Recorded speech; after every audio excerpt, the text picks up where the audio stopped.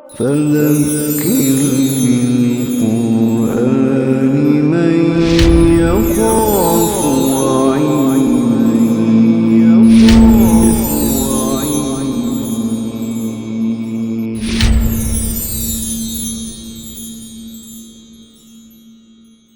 بسم اللہ الرحمن الرحیم۔ الف لام میم تلک آیات الکتاب الحکیم، یہ حکمت بھری کتاب کی آیات ہیں، ہدی و رحمت للمحسنین، جو سراسر ہدایت اور رحمت ہے نیکوں کے لیے۔ الذین یقیمون الصلاۃ ویؤتون الزکاۃ، جو نماز قائم کرتے اور زکوٰۃ ادا کرتے ہیں، وہم بالآخرۃ هم یوقنون، اور وہ آخرت پر یقین رکھتے ہیں۔ اولئک علی ھدی من ربہم، یہی وہ لوگ ہیں جو اپنے رب کی جانب سے ہدایت پر ہیں۔ وَأُولَٰئِكَ هُمُ الْمُفْلِحُونَ، اور یہی کامیاب ہونے والے ہیں۔ وَمِنَ النَّاسِ مَن يَشْتَرِي لَهْوَ الْحَدِيثِ لِيُضِلَّ عَن سَبِيلِ اللَّهِ بِغَيْرِ عِلْمٍ، اور لوگوں میں سے کچھ ایسے بھی ہیں جو خرید کر لاتے ہیں غافل کرنے والی باتیں تاکہ گمراہ کر دیں اللہ کے راستے سے بے سمجھے بوجھے۔ وَيَتَّخِذَهَا هُزُوًا، اور وہ مذاق اڑاتے ہیں دین کی باتوں کا۔ اولئک لہم عذاب مہین، ایسے ہی لوگوں کے لیے ایک انسلٹ کرنے والا عذاب ہے، توہین آمیز۔ وَإِذَا تُتْلَىٰ عَلَيْهِ آیاتنا وَلَّىٰ مُسْتَكْبِرًا، اور جب پڑھی جاتی ہیں ان کے سامنے ہماری آیات، وَلَّىٰ مُسْتَكْبِرًا، تو منہ پھیر لیتے ہیں تکبر کرتے ہوئے، كَأَن لَّمْ يَسْمَعْهَا، جیسے انہوں نے اس کو سنا ہی نہ ہو۔ كَانَ فِي أُذُنِهِ وَقْرًا، تو اس کے کانوں میں بہرا پن ہے، ایسے شخص کے کانوں میں۔ وَبَشِّرْهُ بِعَذَابٍ أَلِيمٍ، تو اے نبی خوشخبری دے دو ان کو ایک دردناک عذاب کی۔ ان الذین آمنوا وعملوا الصالحات، بے شک وہ لوگ جو ایمان لاتے اور اچھے عمل کرتے ہیں، لہم جنات النعیم، ان کے لیے نعمتوں والے باغات ہیں، خالدین فیہا، ہمیشہ ان کے اندر رہنے کے لیے۔ وعد اللہ حقا، یہ اللہ کا وعدہ سچا ہے۔ وہو العزیز الحکیم، اور اللہ تعالیٰ بالادست حکمت والا ہے۔ خلق السماوات بغیر عمد ترونہا، اللہ تعالیٰ نے آسمانوں کو پیدا کیا بغیر ستونوں کے، ترونہا، تم دیکھتے ہو۔ اس کا دوسرا ترجمہ یہ کیا گیا ہے کہ اللہ تعالیٰ نے آسمانوں کو انویزیبل ستونوں پر کھڑا کیا، یعنی جس کو ہم آج کہتے ہیں کہ جی ان کے درمیان میگنیٹک فورسز ہیں، تو وہ نہ نظر آنے والے ستون ہی ہیں نا، تو یہ بھی مفہوم سلف سے لیا گیا ہے، لیکن عام مفہوم یہی لیا گیا ہے اس آیت کا کہ بغیر ستونوں کے، جیسے تم دیکھتے ہو۔ وَأَلْقَىٰ فِي الْأَرْضِ رَوَاسِيَ، اور اس نے گاڑ دیے زمین میں بوجھ، یعنی پہاڑ، ان تمید بکم، کہ کبھی وہ ڈھلک نہ جائے تمہیں لے کر۔ وَبَثَّ فِيهَا مِن كُلِّ دَابَّةٍ، اور اس نے زمین میں چلائے ہر قسم کے جانور۔ وَأَنزَلْنَا مِنَ السَّمَاءِ مَاءً، اور ہم نے آسمان سے پانی نازل فرمایا۔ فَأَنبَتْنَا فِيهَا مِن كُلِّ زَوْجٍ كَرِيمٍ، اور پھر ہم نے اس سے طرح طرح کی عمدہ چیزیں اگائیں۔ ھذا خلق اللہ، یہ تو اللہ تعالیٰ کی بنائی ہوئی تخلیق ہے۔ فارونی ماذا خلق الذین من دونہ، تو تم دکھاؤ اللہ کے سوا اوروں نے کیا بنایا ہے۔ بل الظالمون فی ضلال مبین، لیکن یہ ظالم کھلی گمراہی میں مبتلا ہے۔ وَلَقَدْ آتَيْنَا لُقْمَانَ الْحِكْمَةَ أَنِ اشْكُرْ لِلَّهِ، لقمان ایک شخصیت ہے جن کا قرآن مجید میں ذکر ہے۔ عربوں کے ہاں ان کے مقولے، ان کے اقوال زرعی کوٹ کیے جاتے تھے۔ ایک سیانہ آدمی تھا، جیسے علامہ اقبال کو ہم حکیم الامت کہتے ہیں کہ سیانے آدمی تھے، اور ان کے اشعار کو ہم دلیل کے طور پہ کوٹ کرتے ہیں، ایسے ہی ان کے اقوال عربوں کے ہاں کوٹ کیے جاتے تھے۔ اس میں اختلاف ہے کہ یہ کون تھے، بعض لوگوں کے نزدیک یہ نبی تھے، بعض کے نزدیک نبی نہیں تھے، بعض کے نزدیک یہ کوئی بادشاہ تھے، اور بعض کے نزدیک یہ کوئی کارپینٹر تھے۔ لیکن جیسے وہ موچی کا میں نے ذکر کیا، بہت سمجھدار، اور لوگ مانتے تھے کہ وہ سمجھدار ہے۔ اب اللہ تعالیٰ کی خاص عنایت جس بندے پر ہو جائے، اس میں ایک کنٹراسٹ دیکھیے۔ نبی اکرم صلی اللہ علیہ وسلم کے مخالفین کا تذکرہ تو قرآن مجید میں کئی دفعہ ہے، لیکن نام لے کر رسول اللہ صلی اللہ علیہ وسلم کے ایک ہی مخالف کا تذکرہ ہے، اور وہ ہے بدبخت ابو لہب، جو سگا تایا تھا رسول اللہ صلی اللہ علیہ وسلم کا، لیکن اس نے نبی اکرم صلی اللہ علیہ وسلم کی مخالفت میں بھی حد کر دی۔ اس کا نام لے کر ذکر ہوا. اسی طرح دانا لوگ، دل والے لوگ، سمجھ رکھنے والے لوگ، قوم یعقلون، قوم یسمعون، قوم یصدقون، ان سب کا ذکر ہے. لیکن اللہ تعالیٰ جس پر راضی ہو جائے تو اللہ تعالیٰ نام کے ساتھ بھی اس کا ذکر کرتا ہے. تو کتنے فارچونیٹ ہیں، کتنے خوش قسمت ہیں حضرت لقمان کہ اللہ تعالیٰ نے حکمت کے موتی بیان کیے ہیں، حکمت کی باتوں کو ایک جگہ کیا ہے اس ریفرنس کے ساتھ کہ یہ تھی حکمت کی باتیں لقمان کی. وَلَقَدْ آتَيْنَا لُقْمَانَ الْحِكْمَةَ، ہم نے لقمان کو حکمت عطا کی، دانائی سے نوازا. أَنِ اشْكُرْ لِلَّهِ، کہ اللہ کا شکر ادا کر. وَمَن يَشْكُرْ فَإِنَّمَا يَشْكُرُ لِنَفْسِهِ، تو جو کوئی بھی شکر ادا کرتا ہے تو اپنے بھلے کو کرتا ہے. وَمَن كَفَرَ فَإِنَّ اللَّهَ غَنِيٌّ حَمِيدٌ، اور جو بھی ناشکری کرے تو بلا شدہ اللہ تعالیٰ غنی، بے نیاز، انڈیپینڈنٹ اور حمید، لائق حمد و ثنا ہے. وَإِذْ قَالَ لُقْمَانُ لِابْنِهِ وَهُوَ يَعِظُهُ يَا بُنَيَّ لَا تُشْرِكْ بِاللَّهِ إِنَّ الشِّرْكَ لَظُلْمٌ عَظِيمٌ. اور یاد کرو جب کہا لقمان نے اپنے بیٹے سے، جبکہ وہ اس کو نصیحت کر رہے تھے، یا بنیا، بیٹا، لا تشرک باللہ، اللہ کے ساتھ کسی کو شریک نہ بنانا، ان الشرک لظلم عظیم، یقیناً شرک کرنا تو بہت بڑی نا انصافی ہے. ظلم کہتے ہیں نا انصافی کو، اور نا انصافی کیا ہوتی ہے؟ حق مارنا. میں نے آپ کا 1 روپیہ مار لیا تو 1 روپے کا ظلم کیا. آپ کا کروڑ میں ڈکار گیا تو میں نے آپ کا کروڑ روپے کا ظلم کیا. چھوٹے کا چھوٹا حق، بڑے کا بڑا حق. اس کائنات میں سب سے بڑا حق کس کا ہے؟ سب سے بڑے کا اللہ تعالیٰ کا. اور وہ حق کیا ہے؟ کہ میرے ساتھ کسی کو شریک نہ بناؤ. اب جو بھی اللہ تعالیٰ کے ساتھ کسی کو شریک بنائے گا تو وہ گویا اللہ تعالیٰ کے سب سے بڑے حق پر دسترازی کرے گا، یعنی کہ وہ سب سے بڑا ظالم ہوگا. ان الشرک لظلم عظیم، یقیناً شرک کرنا تو بہت بڑی زیادتی ہے. ووصینا الانسان بوالدیہ، اور ہم نے انسان کو وصیت کی ہے اس کے والدین کے بارے میں. حملتہ امہ وہنا علی وہن، خاص طور پر اس کی ماں، کہ اس نے اس کو اٹھائے رکھا کمزوری پر کمزوری برداشت کرتے ہوئے. یہ 6 پاؤنڈ کا 7 پاؤنڈ کا جو بچہ پیدا ہوتا ہے یہ کہاں سے بنتا ہے؟ ماں کا خون ہی اس کی خوراک بنتا ہے. ماں ریڈیوس ہوتی چلی جاتی ہے اور بچہ جو ہے پھلتا پھولتا ہے. تو کمزوری پر کمزوری برداشت کرتے ہوئے اس نے اٹھائے رکھا. وَفِصَالُهُ فِي عَامَيْنِ، اور اس کا دودھ چھڑانا ہے 2 سال کے عرصے میں. یہ دودھ کی نیوٹریشن بھی کہاں سے آتی ہے؟ ماں کا خون ہی دودھ میں کنورٹ ہوتا ہے اللہ تعالیٰ کے بنائے ہوئے نظام سے، اور پھر بچے کی خوراک بنتا ہے.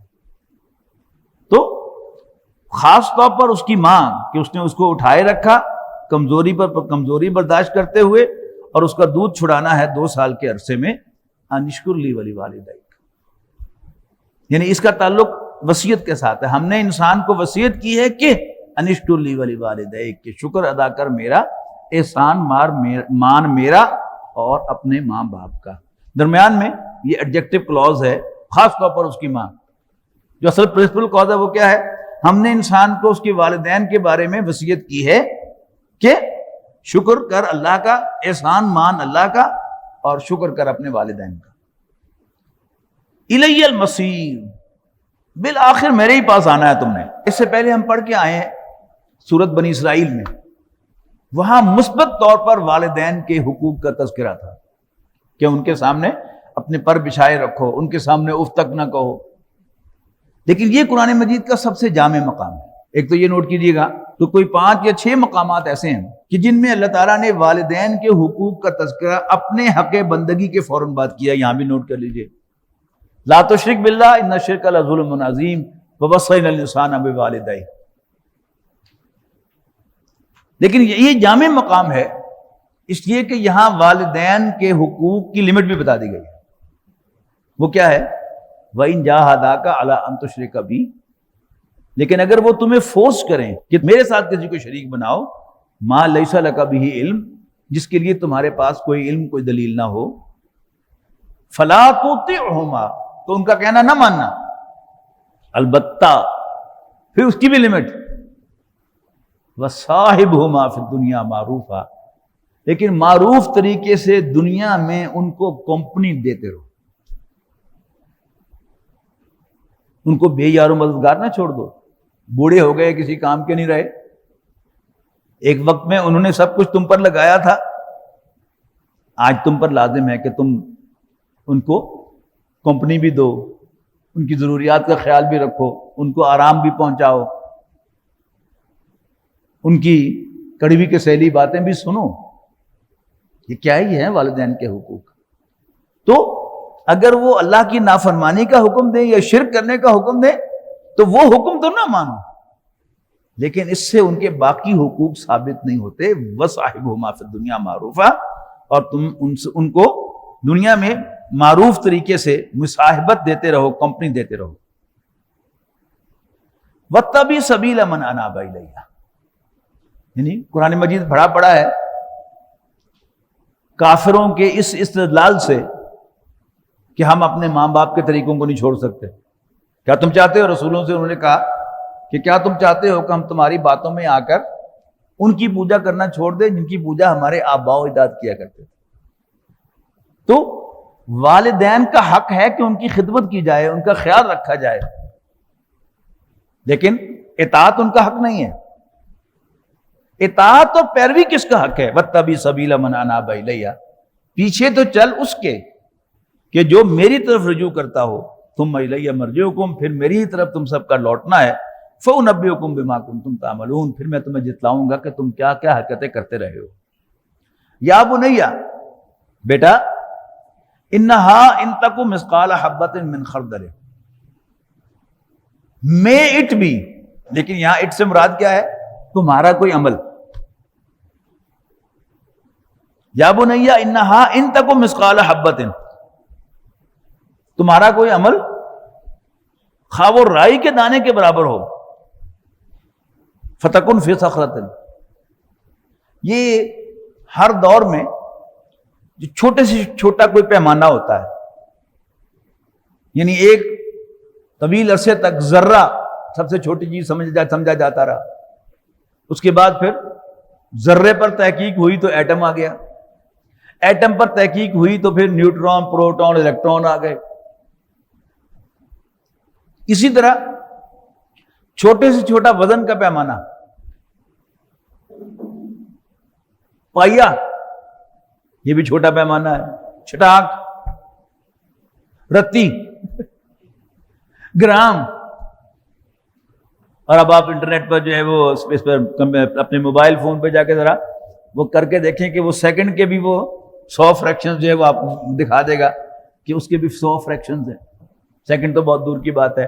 اسی طرح گرام کے بعد ملی گرام اور پتہ نہیں کیا کیا گرام جو ہیں وہ آپ کو چھوٹے چھوٹے وزن ملیں گے. تو قرآن مجید کے نزول کے وقت جو محاورہ تھا عربوں کے ہاں وہ چھوٹے وزن کے لیے تھی، رائی کے دانے کے برابر. انہا ان تک مثقال حبۃ من خردل، خواہ وہ تمہارا کوئی عمل کسی رائی کے دانے کے برابر ہو، فتکن فی صخرۃ او فی السماوات او فی الارض، پھر وہ کسی پہاڑ کے غار میں یا آسمانوں کی بلندیوں پر، او فی الارض، یا زمین کے اندر، زمین کھود کر کیا گیا ہو.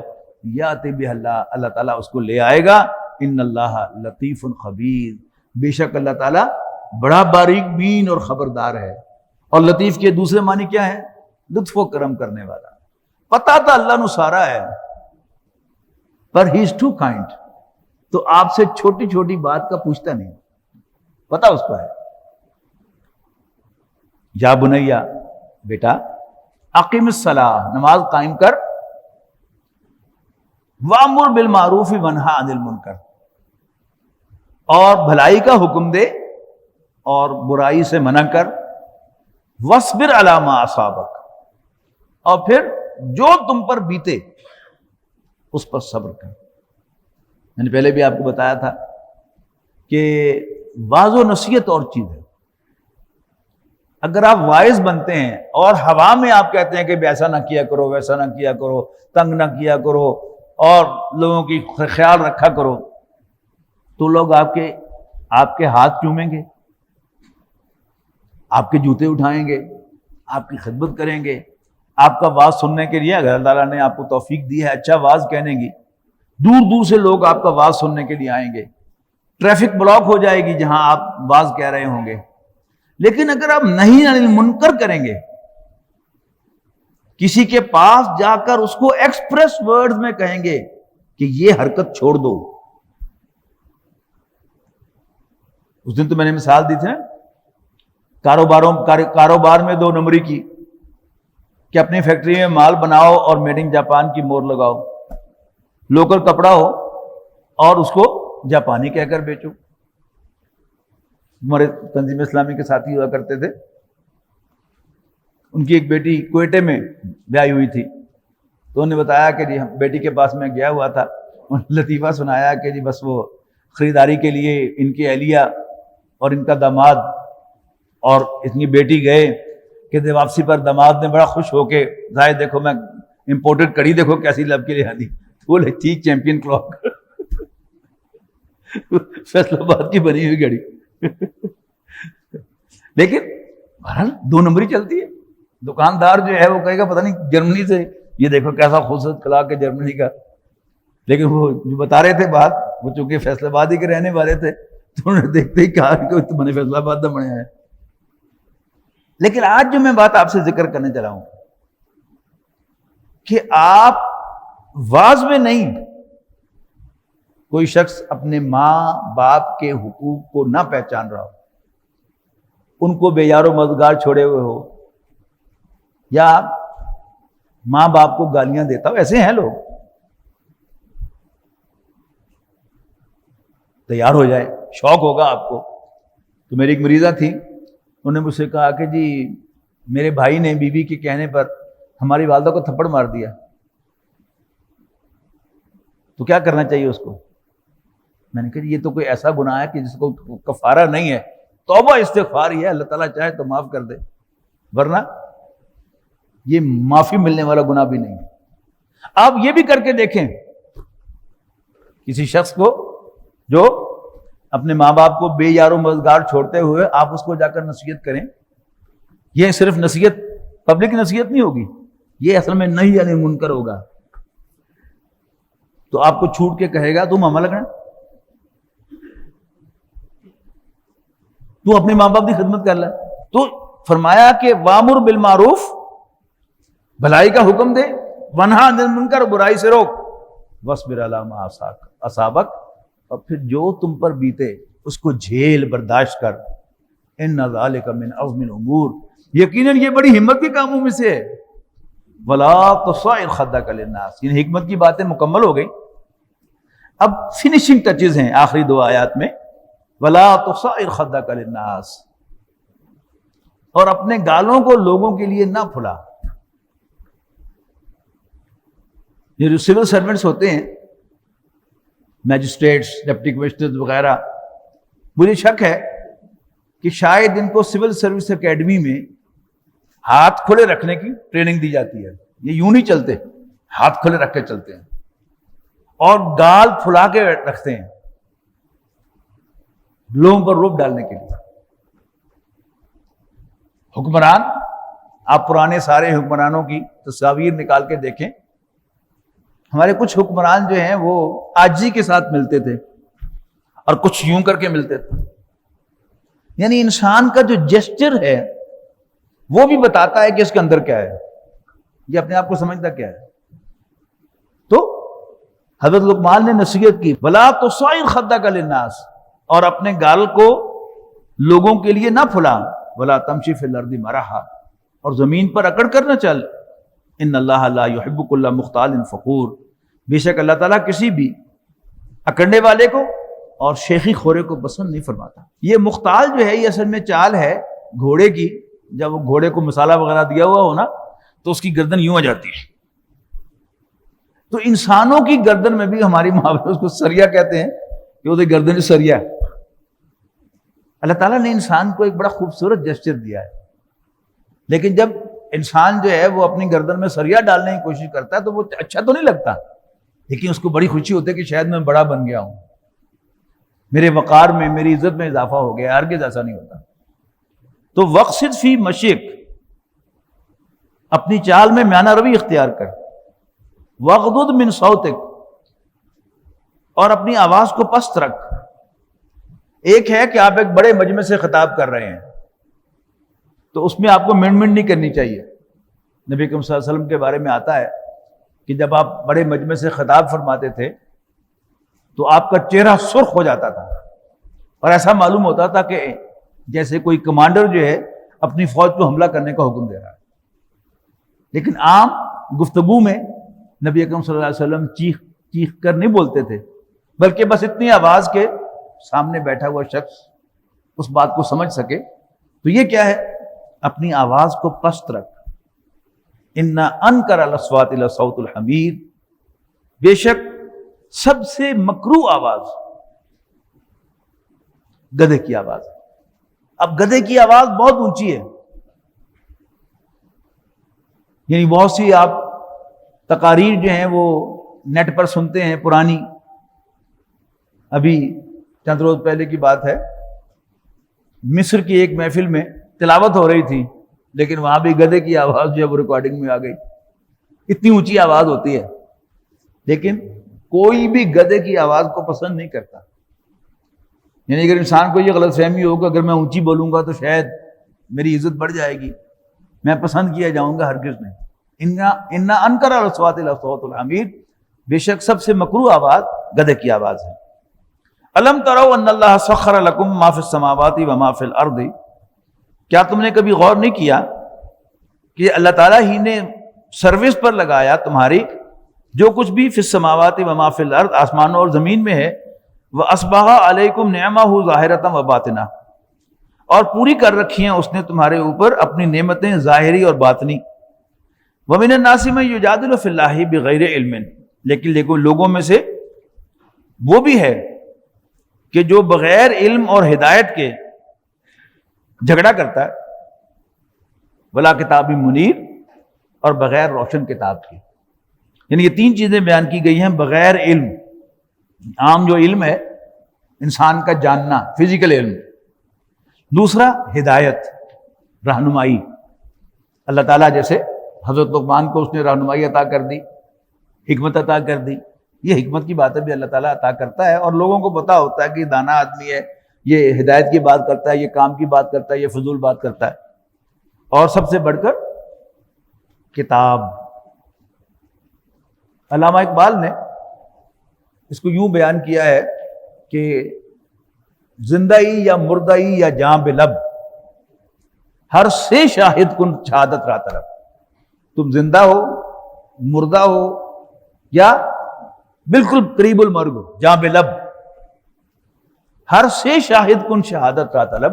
اپنے بارے میں تین گواہیاں حاصل کر لیا کرو۔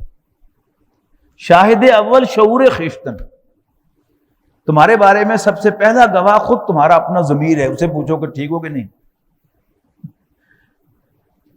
اگر ضمیر تمہیں گو ہیڈ دے دے تو چلو اسی رخ پر، اور اگر ضمیر کہے کہ یو آر رانگ، تمہارے پاس بک بک کرنے کے لیے بہت کچھ ہو، اپنے آپ کو صحیح ثابت کرنے کے لیے جتنے مرضی دلیلیں ہوں، لیکن ضمیر کہے کہ تم غلط ہو تو سمجھ لو کہ تم غلط ہو۔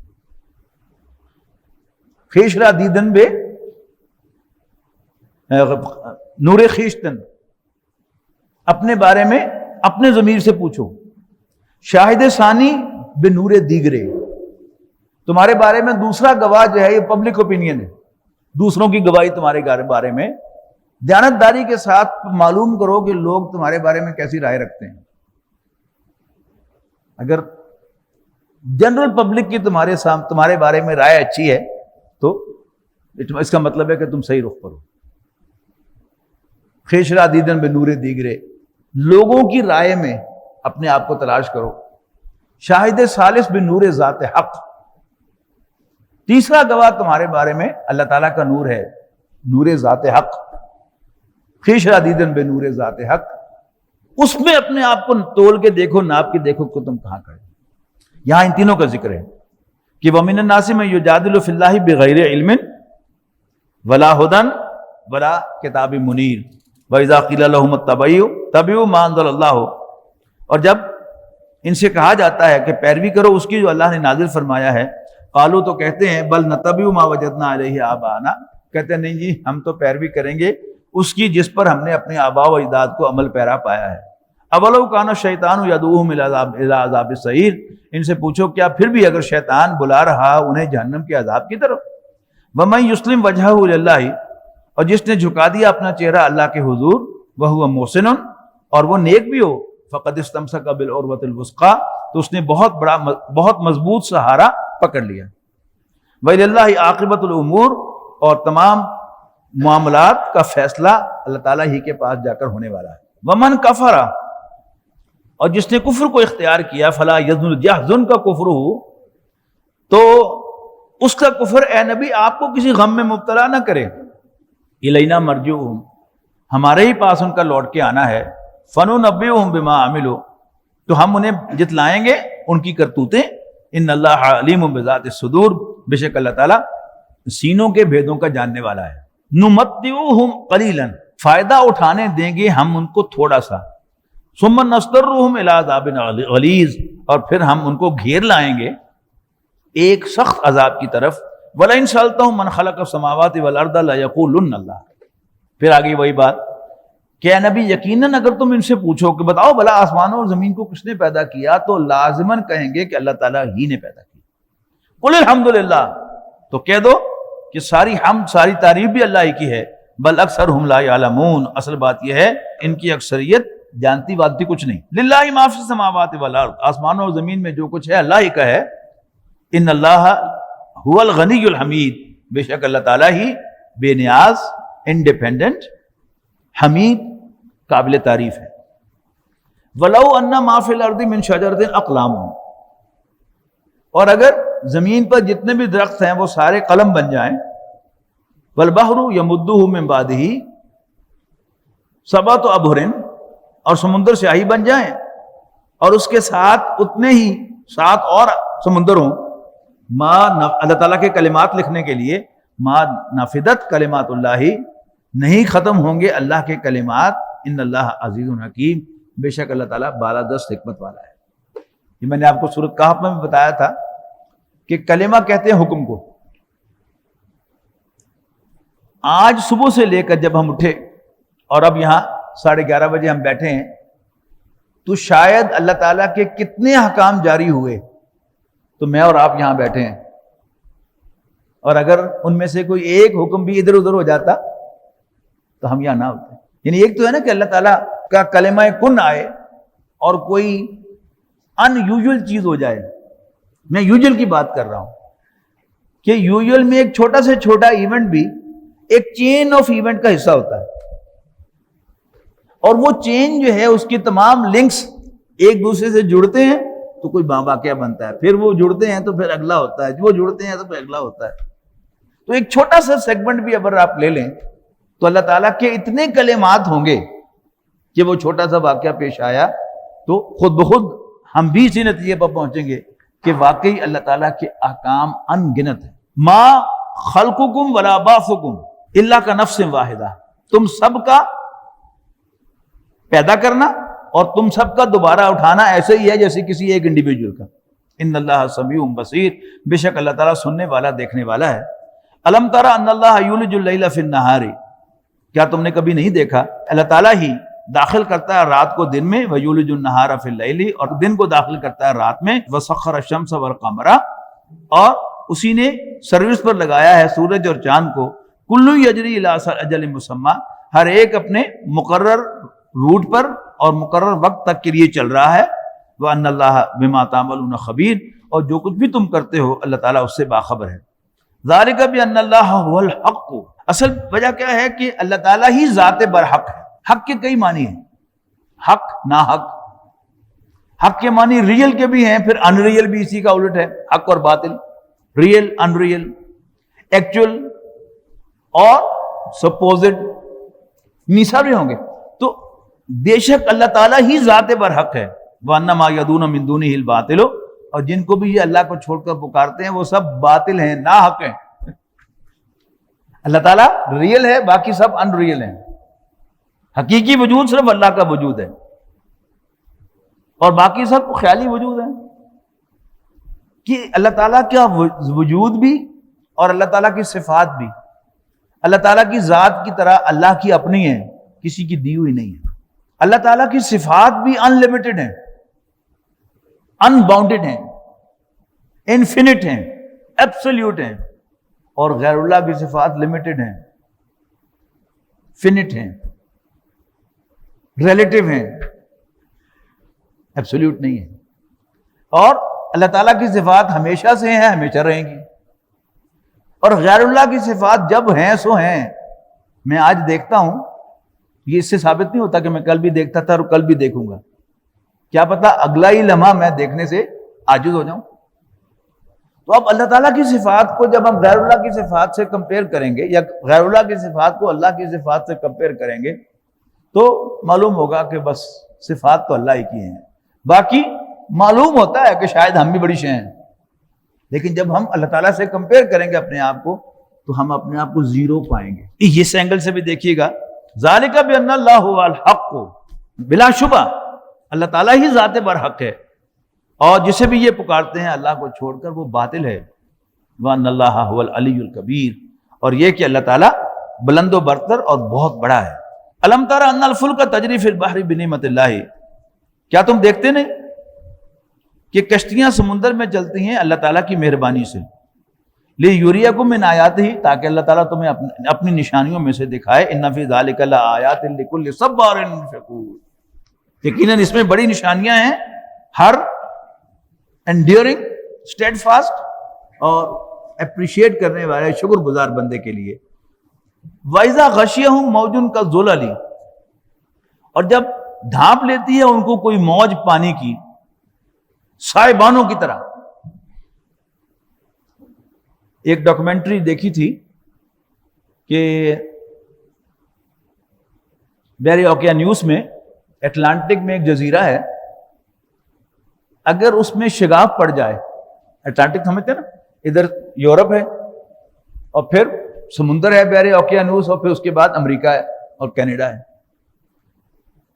اور امریکہ کا جو مینہٹن ہے نیو یارک کا، جس میں وہ 100 منزلہ عمارتیں ہیں، جس میں ورلڈ ٹریڈ سینٹر تھا، تو اس میں تھا کہ اگر اس جزیرے میں شگاف پڑ جائے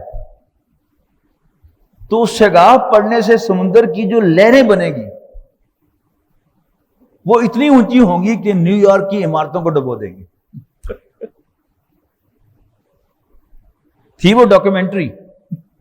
اور یہ جو ڈاکومنٹریز بناتے ہیں نا بدماش، انہوں نے کوئی نہ کوئی ایسی حرکت بھی کرنی ہوتی ہے. میرے بھانجے کا دوست تھا تو وہ کہتا تھا کہ جی یہ اس 9/11 کی مووی میں نے پہلے کی دیکھی ہوئی ہے، ایک ڈاکومنٹری بنا کر انہوں نے دکھائی ہوئی تھی. تو کوئی پتہ نہیں ان کا. تو وَإِذَا غَشِيَهُم مَوْجٌ كَالظُّلَلِ دَعَوُا اللَّهَ مُخْلِصِينَ لَهُ الدِّينَ، کہ جب چھا جاتی ہے ان پر کوئی موج سائبانوں کی طرح تو پکارتے ہیں اللہ کو، دین کو اسی کے لیے خالص کرتے ہوئے. فَلَمَّا نَجَّاهُمْ إِلَى الْبَرِّ، پھر جب اللہ تعالیٰ بچا کر انہیں خشکی میں لے آتا ہے، فَمِنْهُمْ مُقْتَصِدٌ،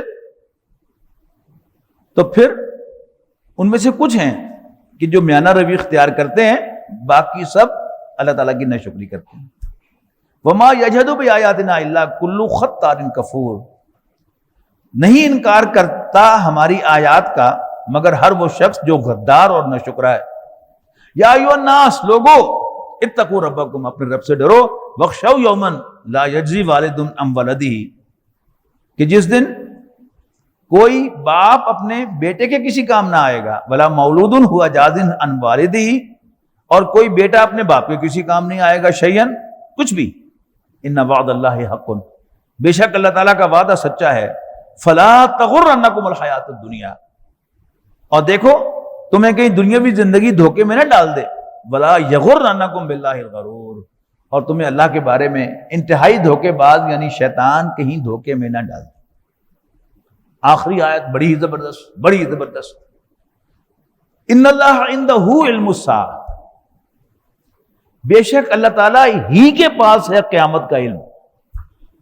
اس کو کلام حصر کہتے ہیں کہ جس میں ادھر اور ادھر پابندی ہوتی ہے کہ اس سے باہر کوئی نہیں جا سکتا. بے شک اس کی مثال عام طور پر عربی گرامر میں دی جاتی ہے کہ زید عالم ہے. اس کا مطلب کیا ہے کہ زید عالم ہے، بکر بھی عالم ہو سکتا ہے، ایکس وائی زی کوئی بھی عالم ہو سکتا ہے، لیکن اگر کہا جائے زید ہی عالم ہے، جس کا مطلب ہے کہ زید کے بغیر کوئی اور عالم نہیں ہے۔ ان اللہ عندہ علم الساعہ، اللہ تعالیٰ ہی کے پاس ہے قیامت کا علم، یعنی اللہ کے سوا اور کسی کو علم نہیں، غیر اللہ کے علم کی نفی ہے۔ اس کے بعد دو کلام خبریاں ہیں، وہ کیا ہے؟ وَيُنَزِّلُ الْغَيْثَ، اللہ تعالیٰ بارش برساتا ہے۔ اس سے کہیں ثابت نہیں ہوتا کہ اللہ کے سوا کوئی اور بارش نہیں برسا سکتا، اور اگر آپ کہیں آرٹیفیشل رینز دیکھتے ہیں کہ کی جا رہی ہیں تو کوئی پریشانی کی بات نہیں۔ احادیث میں دجال کے بارے میں آیا ہے کہ جو دجال پر ایمان لائے گا اس کے کھیت میں بارش ہوگی، اور جو اس پر ایمان نہیں لائے گا اس کے کھیت میں بارش نہیں ہوگی۔ یہ بھی امکان ہے کہ باقاعدہ بارش ہی ہو، اور یہ بھی امکان ہے کہ یہ محاورہ ہو کہ جو دجالی تہذیب کا حصہ بنے گا اس پر IMF کی عنایات کی بارشیں بھی ہوں گی، اور اس کے لیے اور زیادہ فیسلٹیز جو ہیں وہ دنیا میں ہوں گی، اور جو ان کی خدائی کو، ان کی دجالیت کو تسلیم نہیں کرے گا وہ بھوکا مر جائے گا، اس پر سینکشنز لگیں گی، یہ بھی مراد ہو سکتی ہے۔ تو وَيُنَزِّلُ الْغَيْثَ، اور وہ بارش برساتا ہے۔ وَيَعْلَمُ مَا فِي الْأَرْحَامِ، اور جو ماں کے پیٹوں میں ہے، ماؤں کے پیٹوں میں، اس کو جانتا ہے۔ یہاں بھی یہ نہیں کہا جا رہا کہ اللہ کے سوا کوئی نہیں جانتا۔ اگر آج ہم پیشاب ٹیسٹ کر کے یا الٹرا ساؤنڈ کے ذریعے سے یا کسی اور مشینری کے ذریعے سے ہم یوٹرس کے اندر جو ایمبریو ہے ہم اس کا سیکس معلوم کر لیتے ہیں کہ میل ہوگا بچہ کہ فیمیل ہوگا، کوئی قرآن مجید کی نفی نہیں ہے اس میں۔ اللہ تعالیٰ جانتا ہے کہ جو کچھ ماں کے پیٹوں میں ہے۔ یہ رہتا بات ہے کہ آج بھی اور کل بھی یہ کبھی معلوم نہیں ہوگا کہ جو پیدا ہونے والا بچہ ہے کہ وہ مسلمان ہوگا کہ غیر مسلم ہوگا۔ یہ معلوم ہو جائے گا کہ وہ میل ہوگا کہ فیمیل ہوگا۔ یہ بھی معلوم شاید ہو جائے کہ اس کے سارے اعضاء صحیح سلامت ہوں گے کہ نہیں ہوں گے، اس کا جگر بھی کام کرتا ہوگا کہ نہیں ہوگا، اس کے گردے بھی کام کرتے ہوں گے کہ نہیں ہوں گے، وغیرہ وغیرہ۔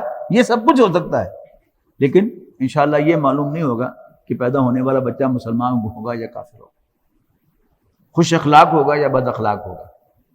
لیکن اس جملے میں کہ یعلم ما فی الارحام، جو کچھ پیٹوں میں ہے ماں کے، اس کو اللہ تعالیٰ جانتا ہے۔ آگے پھر دو کلام آ رہے ہیں کہ جن میں غیر اللہ کے علم کی نفی ہے، اور آج بھی یہی ہے۔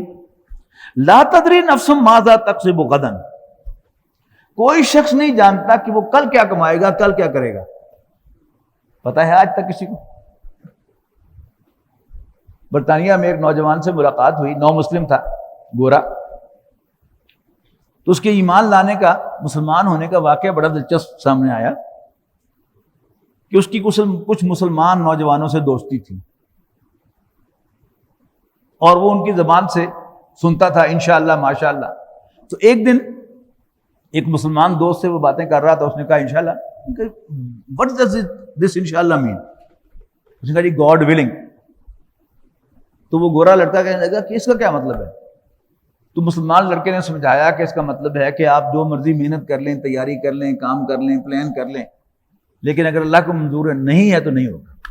خیر یہ بات ہوئی، اور وہ اس کے پاس سے اٹھ کے چلا گیا اپنے ایک اور عیسائی دوست کے باپ کے پاس جو اس کو بزنس پارٹنر تھا۔ وہاں انہوں نے کوئی گفتگو کی اور طے ہوا کہ ہم صبح جو ہے ملیں گے فلان جگہ پر اتنے بجے، اور پھر یہ کام جو ہے وہ کریں گے۔ رات کو اس کا انتقال ہو گیا، اس گورے دوست کے باپ کا انتقال ہو گیا۔ اس کو فوراً اللہ تعالیٰ نے ہدایت کا بندوبست کرنا تھا، اس کو فوراً کلک ہوا کہ مسلمان ٹھیک کہتے ہیں اور وہ مسلمان تو ما تدری نفسن، کوئی شخص نہیں جانتا ماذا تکذب غدا، کہ وہ کل کیا کرے گا، وما تدری نفس بأی ارض تموت، اور کوئی شخص نہیں جانتا کہ کس سرزمین پر اسے موت آئے گی۔ ہمارے پرانے بزرگ وہ بیٹے کے گھر کے علاوہ کسی اور جگہ مرنا پسند نہیں کرتے،